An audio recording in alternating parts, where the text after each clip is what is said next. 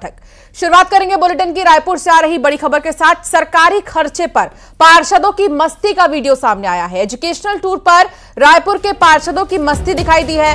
पार्षदों के मौज मस्ती का वीडियो सामने आ गया है। सरकारी खर्चे पर 65 पार्षदों की मस्ती का वीडियो आया है। इसमें मेयर भी मौजूद है।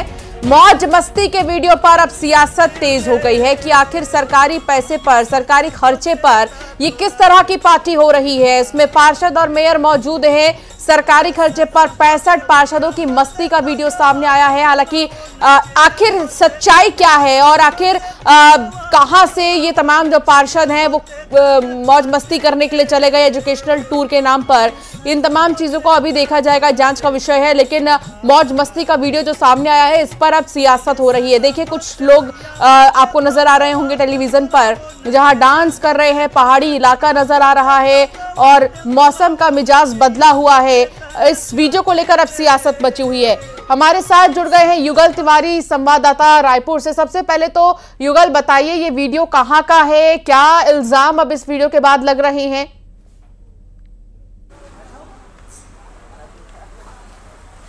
जी देखिए, जो रायपुर नगर निगम के जो 65 पार्षद हैं वो एजुकेशन टूर पर गए हैं। ये बात अलग है कि विकास के मुद्दे के लेकर के सत्ता पक्ष विपक्ष पर जो है वो एकजुट हो या ना हो, लेकिन एजुकेशन टूर पर ये एकजुट हो गए हैं। और एजुकेशन टूर पर जो मसूरी है और जो अन्य राज्य है वहां पर ये गए हुए हैं, तो वहां पे स्पा सेंटर्स के ये वीडियो हैं वो वायरल हो रहे हैं। पहाड़ों पर बर्थडे मनाने वाला जो वीडियो है वो वायरल हो रहा है।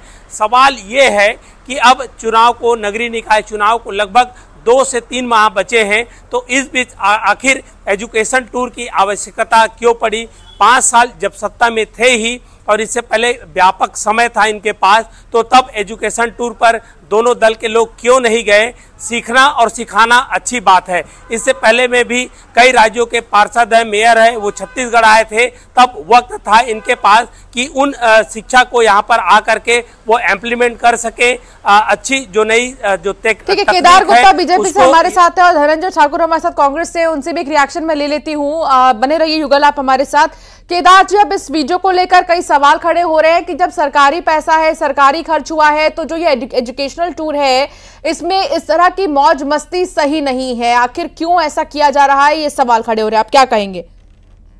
देखिए, एजुकेशनल टूर होते हैं, जाना चाहिए, सीखना समझना बहुत अच्छी बात है।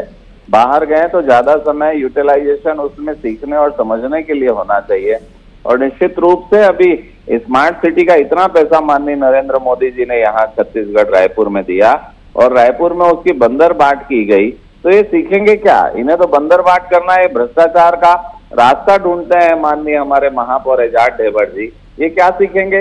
ये वहां जाकर लोगों को और भ्रष्टाचार की जड़ें बताएंगे। तैली बांधा रिंग रोड का डिवाइडर का काम कोई भूला नहीं, 2 करोड़ रुपए बिना निविदा के और काम शुरू हो गया। तो निश्चित रूप से सारे भ्रष्टाचारी लोग हैं और किसी भी बहाने हो सकता है शिक्षा सीखने सिखाने वाले टूर में भी, एजुकेशन टूर में भी भ्रष्टाचार दिख रहा होगा।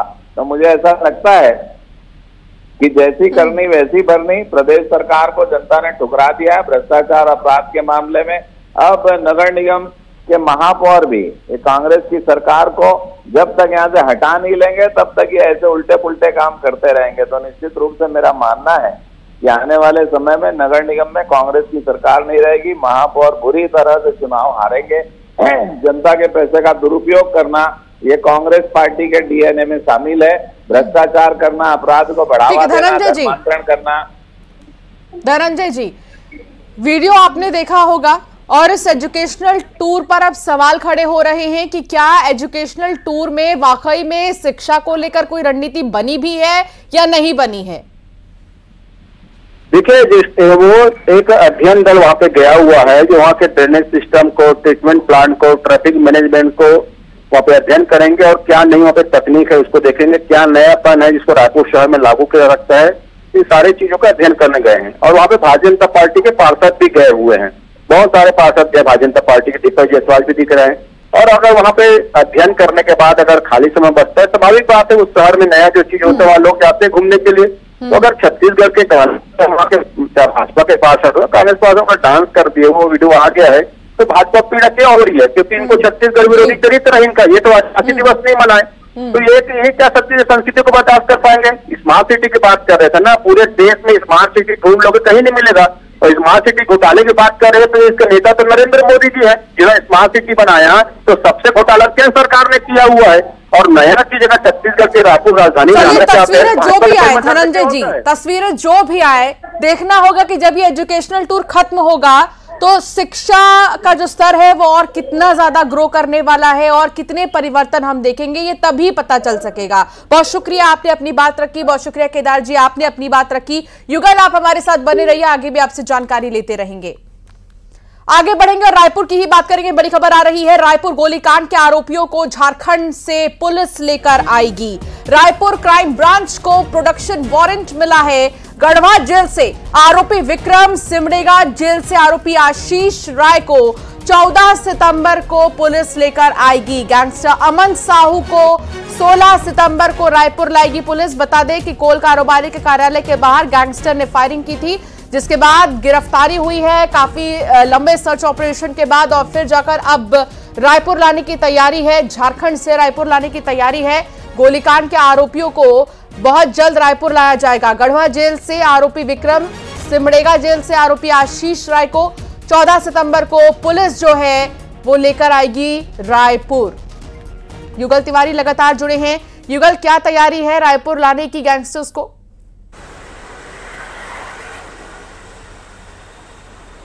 जी देखिए, बड़े जो आरोपी हैं और इनके कई मामले अलग अलग दर्ज हैं। सिमडेगा है, चाईवासा है और इसके बाद गढ़वा जेल है। इन जेलों में, ये अलग अलग जेलों में आरोपी बंद हैं। अगर हम अमन साहू, गैंगस्टर अमन साहू की बात करें तो इन्हें 16 सितंबर को यहाँ पर लाया जाएगा, और आशीष और विक्रम है उन्हें 14 सितंबर को लाया जाएगा।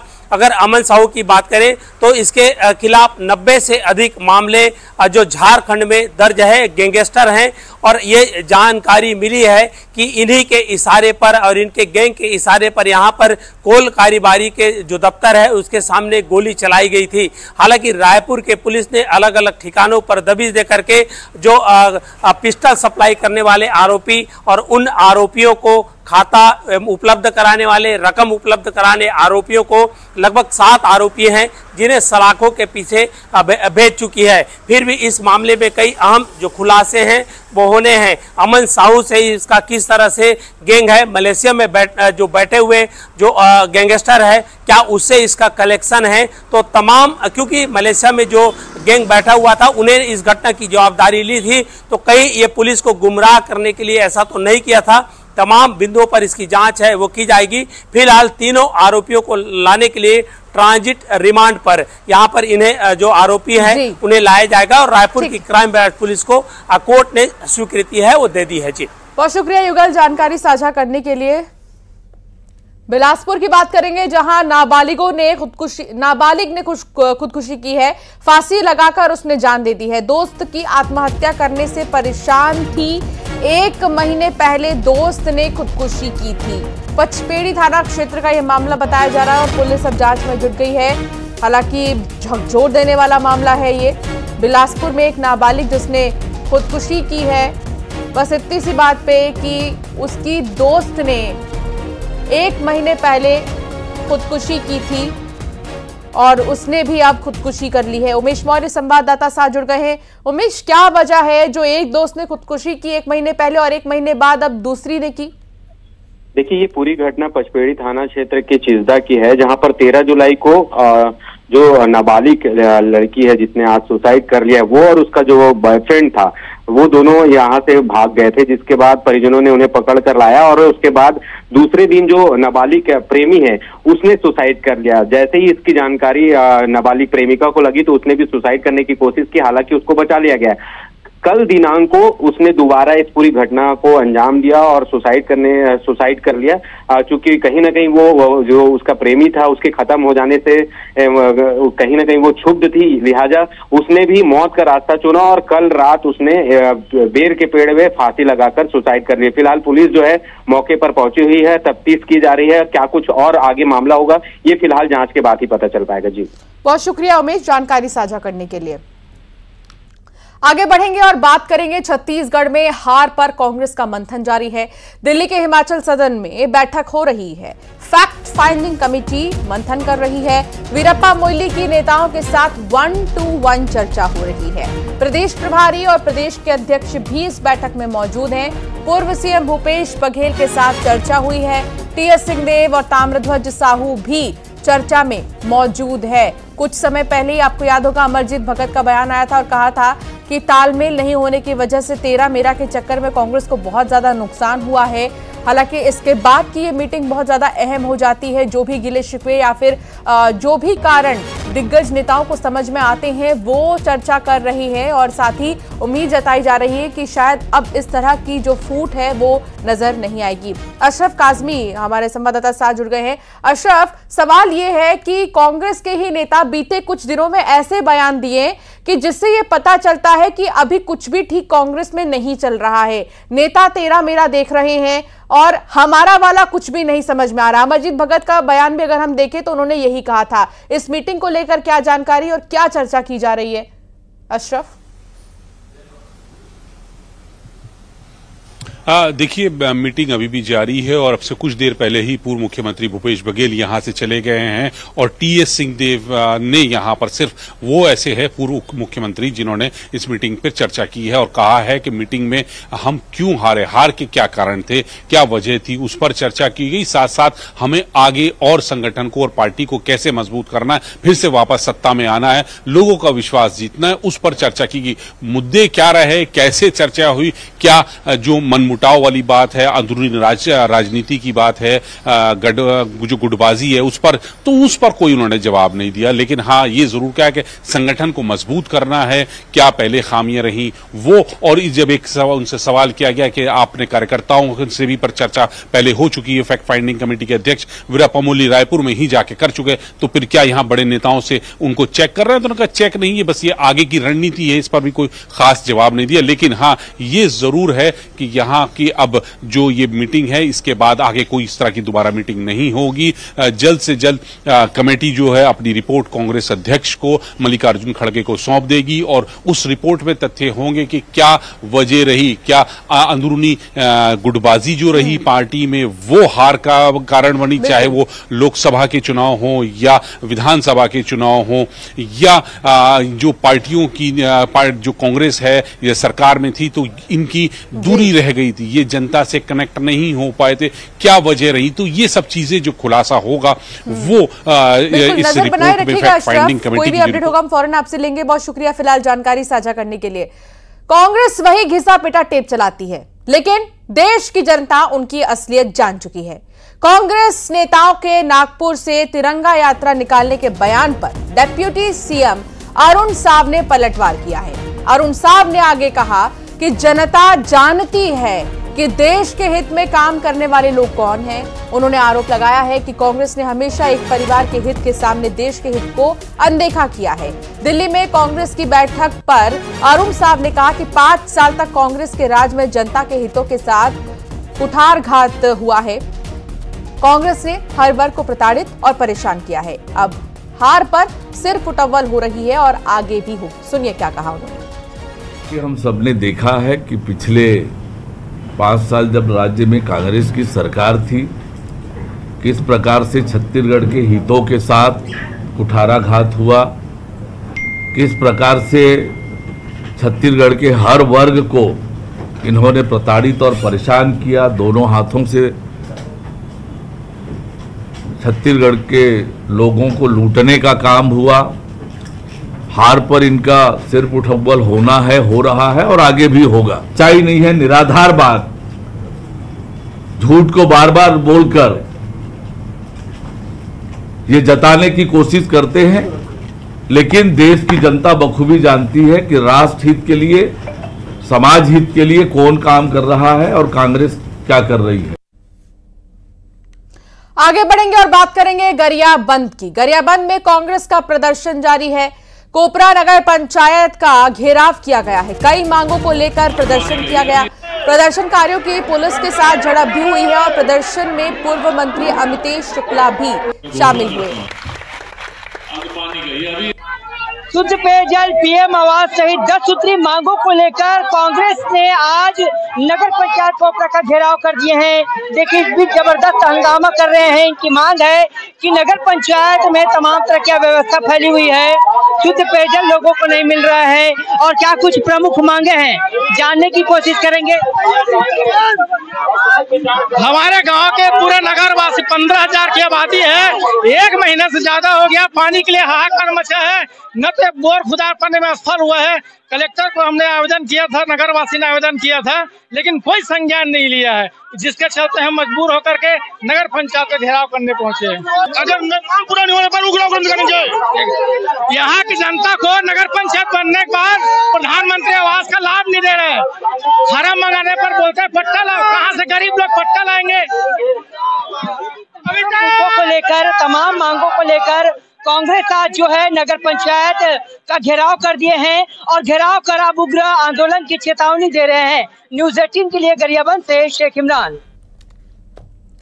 जब से छत्तीसगढ़ में बीजेपी की सरकार बनी है तब से लव जिहादियों को सबक सिखाया जा रहा है। ये कहना है हैदराबाद से बीजेपी विधायक टी राजा का। उन्होंने कहा है कि इस काम को और मजबूती से करना होगा ताकि छत्तीसगढ़ में हिंदू विरोधी ताकतों को कमजोर किया जा सके।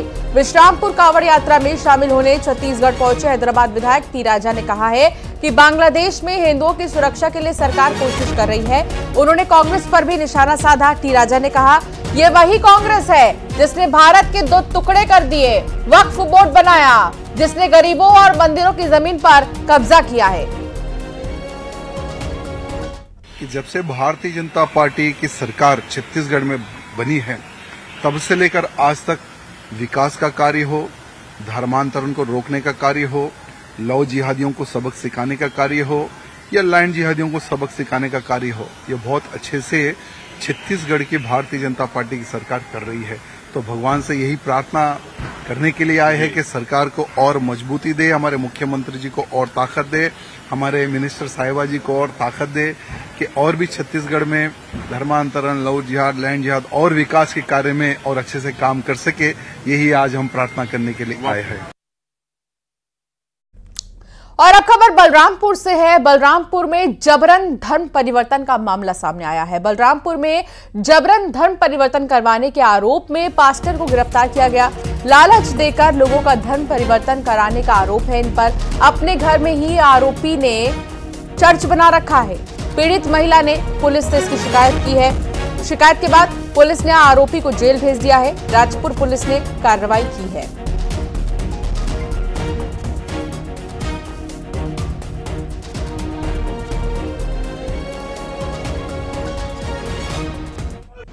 प्रार्थिया की रिपोर्ट पर आरोपी रंजीत वड़ा के खिलाफ अपराध सबूत सिद्ध पाए जाने से पास्टर रंजीत वड़ा को भारतीय न्याय संहिता की धारा 299 एवं धार्मिक स्वतंत्रता अधिनियम की धारा 4 के तहत आज दिनांक को गिरफ्तार कर न्यायिक रिमांड में रामानुजगंज न्यायालय पेश किया गया था, जहां से उसे 15 दिन के न्यायिक रिमांड पर जेल दाखिल किया। सुकमा में आईईडी की चपेट में आने से एक महिला की मौत हो गई है। गाय चराने के लिए महिला गई हुई थी। किस्टाराम थाना क्षेत्र की यह घटना बताई जा रही है। सुकमा एएसपी निखिल रखेजा ने इस बात की पुष्टि की है।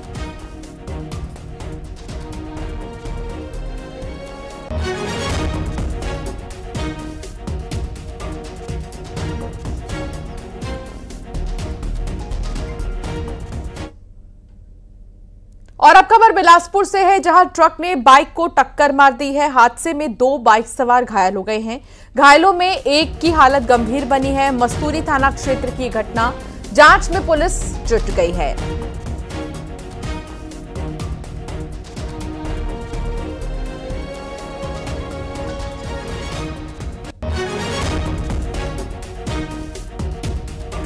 अंबिकापुर की सड़कें बरसात में जानलेवा साबित हो रही हैं। शहर के लगभग सभी रास्ते जर्जर हो चुके हैं।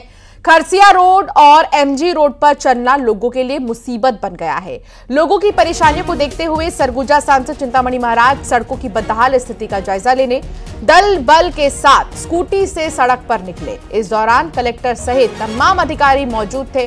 सांसद चिंतामणि महाराज ने कहा है कि बारिश को देखते हुए सड़कों की टेम्पररी व्यवस्था की जाएगी ताकि लोगों को तत्काल राहत मिल सके। बारिश के बाद व्यवस्थित रूप से सड़क का निर्माण किया जाएगा। दिक्कत है, ये 4-5 साल से दिक्कत है। नाली पूरा चौक को मिला देंगे ना, नाली को ला करके पेट्रोल पंप के पास यहाँ पे छोड़ दिए हैं लोग बना, और पानी ऊपर से निकल जाता है रोड में। रोड हर साल टूटता है। ये जो सड़क जर्जर होंगे उसको मरम्मत के लिए कई सालों से हम लोग मंत्री विधायक हर किसी को बुला करके दिखाया गया, अधिकारी आए देखे, इसके बावजूद भी कोई काम नहीं हुआ। लीपा पोती काम होता है, कहीं बारिश हुआ ज़्यादा कीचड़ होता है, गड्ढा होता है, उसको पाटते हैं, बस यही काम चलता है। कोंडागांव से खबर है, जहां चोर से लाखों का कैश और सामान बरामद हुआ है। आरोपी के कब्जे से 2 लाख रुपए नगद मिले हैं। 4 लाख रुपए चांदी के बर्तन और जेवर बरामद हुए हैं। ओडिशा से कोंडागांव पुलिस ने गिरफ्तार किया है।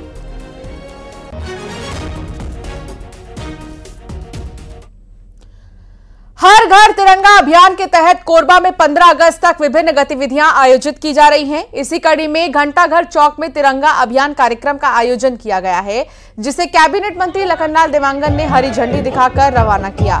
इस यात्रा में मंत्री लखनलाल देवांगन, कलेक्टर सहित बड़ी संख्या में स्कूल और कॉलेज के छात्र भी शामिल हुए।